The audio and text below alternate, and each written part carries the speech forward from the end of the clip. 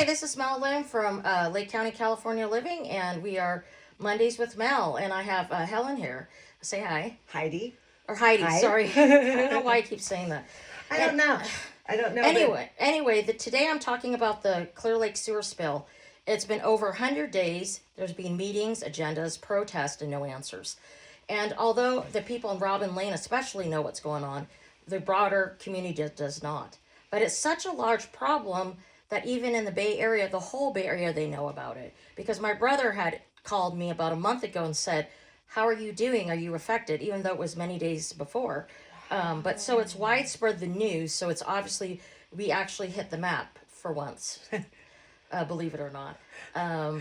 So it affected everyone, okay? Not just people, animals, adults, properties, and even daycare in the area. Because if the water wasn't clean, then they couldn't have the kids there because they had no way of sanitizing or doing anything else. Right. So without clean water, and a lot of people don't know this, but I myself suffered not from the not having water, but no power for 19 months, so I can understand that. So without clean water, they couldn't take a shower. They can't use the toilet.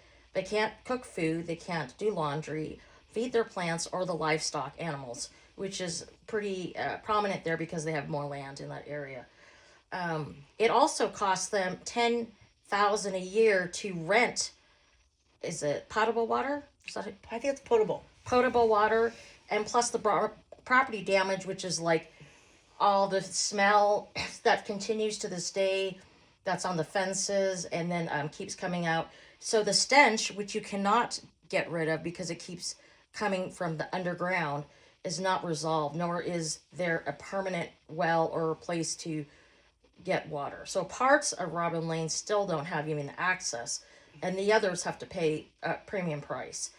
It smells, it's unsanitary, and the sewer waste still wafts in the air. Water is a human right.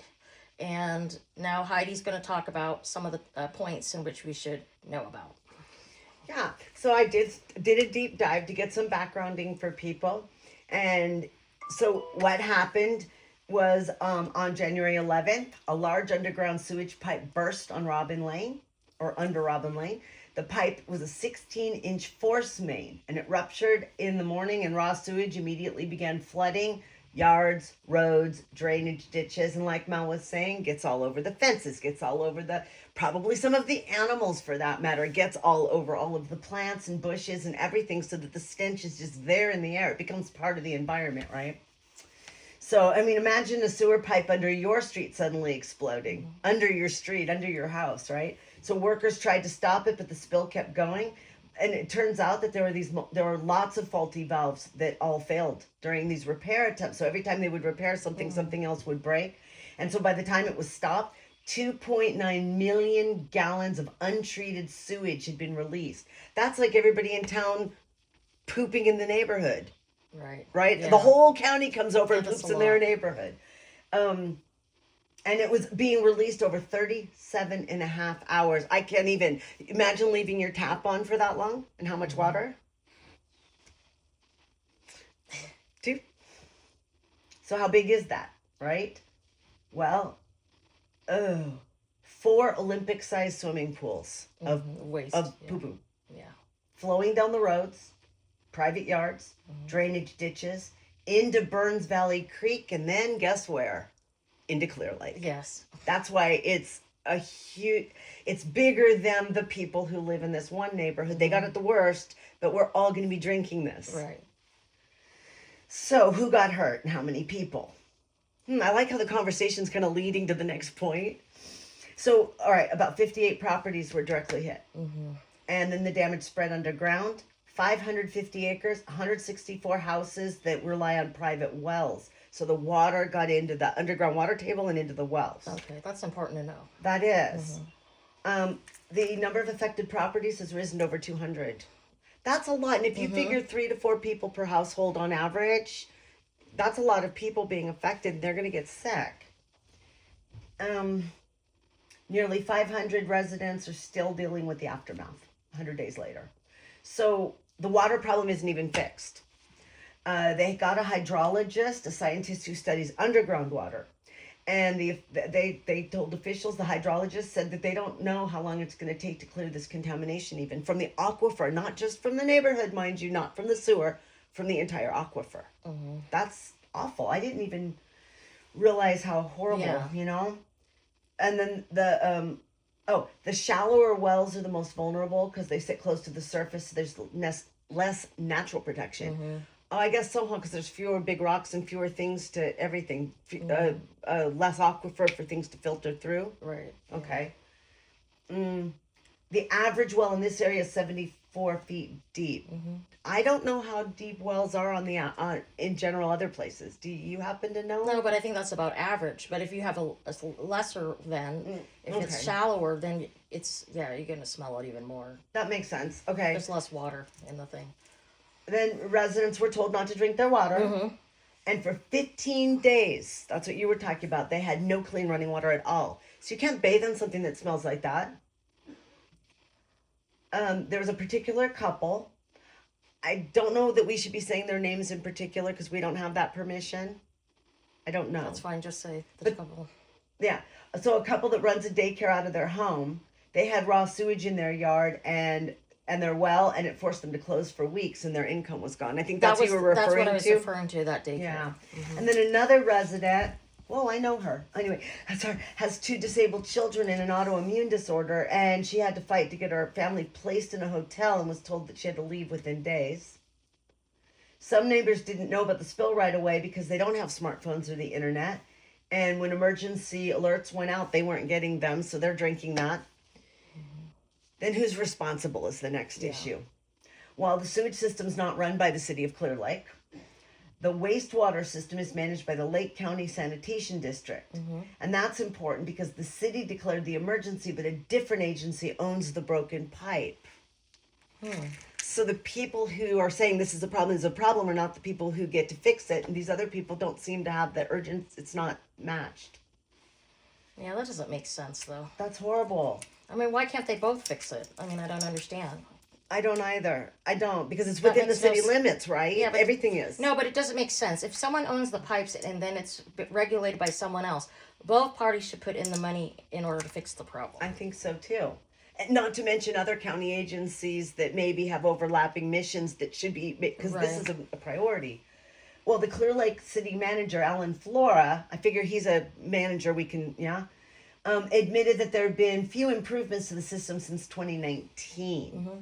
And the critics were saying that this was actually a foreseeable problem. Mm-hmm. Okay. And that's what everyone's mad about, too. Exactly. Because it's not something that... It's kind of like PG&E and the fires, where they knew that they had to upgrade everything, but they didn't. And that's so a much perfect of the analogy. Equipment got faulty, and that's what started the fires from the direct PG&E You're absolutely units. right. Yeah, so. And that's sort of like the bridges that they're not fixing, and then the bridge collapses. Or a plane flying in the, absolutely. On the sky. Yeah. Our country needs help. Okay, community pushback. So the residents did not sit around waiting. On April 18th, which was about 100 days after the spill, more than 30 affected residents held a protest. They went to Lakeport, and they were where the other protests are happening, the indivisible protests and No Kings. They went there to Museum Park, and they were demanding answers and accountability. I had wondered why the Clear Lake people were over in Lakeport, but that's the county seat. So they were over there trying to get the attention of the county supervisors. Because that seems strange to me at first. I know it happened that day because it was on Facebook about how the protesters were protesting about the sewage spill, why there's no remedy. Right. Yeah. And they were holding up signs and showing some of the water saying, would you drink this? And it's disgusting. It's obviously, it looks like when you flush your toilet and it doesn't flush all the way and what comes back up. That's all of it. That's how it looked. And no, I would not drink it. Others said home filters won't fix sewage level contamination, which is true. That some of the E. coli, some of the stuff that's in there in such quantities, these home filters aren't going to do that. And even if... But think about the animals, how much they drink. And if they couldn't give the animals any water. Because you can live without food, but you cannot live without water. You're right. And you're not even just talking about pets. You're talking about livestock. Yeah, that's what I'm talking about. Yeah. Cows, sheep. So they would have had to have been bringing in water if they wanted their animals to survive. That's expensive. Right. They're trucking in water then. Yeah. Wow, I hadn't really thought of that. So people are filing lawsuits. Lives are still disrupted and the crisis isn't over. And I know that 2 of our large local law firms have been really supporting these people and taking this on. And I believe they're great. doing it not pro bono, but more contingent, Okay, nice. right? I'm pretty sure that's Chris really stepped up. I don't remember the name of the other, and I apologize. The last talking point that we have right now is what this means for the broader community, which is where we started. Obviously, if stuff's going in the lake, that does affect all of us. I already don't feel comfortable with the water directly out of the faucet and have to filter it to drink it. Oh, this spill is a warning. Infrastructure, pipes, valves, sewage systems. It gets old and it breaks down when it isn't maintained. We know this. And communities like Clear Lake. Well, see, the thing is, when was it popular? 70s and 80s. It was a big thing around, right? Right. And probably from the 50s and all that. Probably things were somewhat kept up and modernized, but when everything fell away in the 80s, I think with the crash and all that and the big recession stuff, I don't think that they've worked on this place enough since then. Yeah. That means 35 years. Oh my Or gosh, 40 40 years. Yeah, 40 years. Yeah. So meanwhile, everybody here has gotten old, the infrastructure's gotten old, the younger people have moved away, and we're left with this. And then this is what's happening is people now are starting to raise families and starting to want to bring it back. It's falling apart. You know, it's kind of, just to talk about briefly, Yeah. we all talk about what's the biggest problem in Lake County, and the first thing people always say is the roads. But now with this, it would be water first. Water, roads, and housing. Roads, housing, Education. and then pets. And education. Yeah, and stray pets. All over And the place. strays. Right, so I mean, that's really So, important. You're right. Water has moved up a notch, and you're right. It is the number one thing, and it goes along with the infrastructure and the climate issues. These things are working together against us in terms of our water, and we really need to fight back on that. You know, they have that thing coming up with the lake. I don't know if you saw it, that big boat that can clear the water of algae, but that's not the same as the sewer. So they're claiming that, and they've done this several times over and over, but claiming that they're going to clean the lake. But supposedly they have something now. Yeah. And there was a big article in Record B about that, if you want to read more. I think that it's great that they do the algae, but they've got algae, they've got mercury, and they've got sewage, and they've got infrastructure. Right. And if you do any one of those things, that's not going to be enough, right? Right. Okay. So that pretty much is it. They're saying that communities like Clear Lake with the high poverty rates and limited political power end up with the oldest equipment and the slowest repairs. In other words, the state isn't helping us first either. Right. And then now we've talked about with the stuff on the east side being more needy and whatever, I'm going to guess that we get sometimes the least of the county, just like the county gets the least of the state. Well, the county's kind of split, if you think about it, in half, because they always have the Clear Lake section division, then they have the Lakeport division. That's true with any business owners that belong to the chamber. They have to belong to the Clear Lake one and the Lakeport one, especially if they have two locations or locations that are in between those 2 points. So it's not just that, it's events, it's how the money's spent in each half of the county, and so it makes it very difficult. And they've got so much more money on that side because with what you found out, the property taxes on that side of the lake are considerably higher. Right. So they've got a better base. Their schools are that's why the schools are probably better. They have more sponsors They have for more every event everything. that they have. And therefore they're attracting more business, which perpetuates it more. Right. Okay. So the big question to leave listeners with, who's responsible for making sure this never happens again? Well, that's one. The second part is, what are you going to do for these people now? Let's not skip over that. Or Move on. how can you solve the problem in general, like for today and tomorrow in the future, right? So, and we're going to probably talk more about this actually in the next podcast. We're going to probably just find out a couple little more facts that we can tell people. Maybe if we go ask certain officials what's going on. I'm sure it's written somewhere, so we'll have to find that. It would be probably interesting to ask both EJ and Julia the same few questions so Okay. that we can compare their answers. Yes, because they're here and they represent the District 3 for the running of the next election in October. So that's it for now? Yeah. Okay, well, great. Have a good day. Bye, guys.